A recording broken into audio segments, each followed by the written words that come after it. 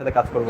এবং আজকের আমি মূলত এখানে এসেছি দোয়া নেওয়ার জন্য। এখানে আমাদের উস্তাদরা আছে, আকাবিররা আছে, এখানে দায়িত্বশীলরা আছে, এবং ইসহাক হুজুরের এখানে হচ্ছে কবর আছে, জিয়ারত করার জন্য আসছি।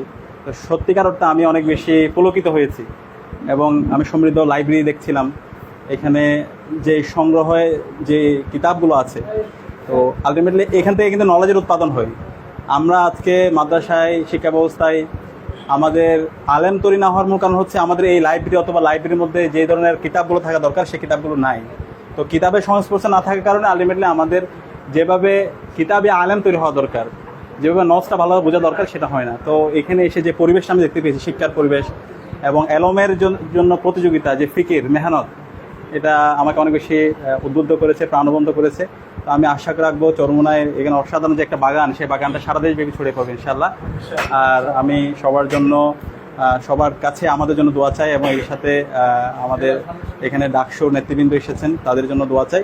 এবং আমরা আশা রাখছি ইনশাআল্লাহ আমরা সবাই একসাথে মিলে আমাদের যে গন্তব্য, আমরা জ্ঞান, আমল, নৈতিকতায় সমৃদ্ধ হয়ে হেরার আলোয় আমাদের এই সমাজকে আমরা উদ্ভাসিত করবো ইনশাআল্লাহ। আসসালামু আলাইকুম রহমতুল্লাহ।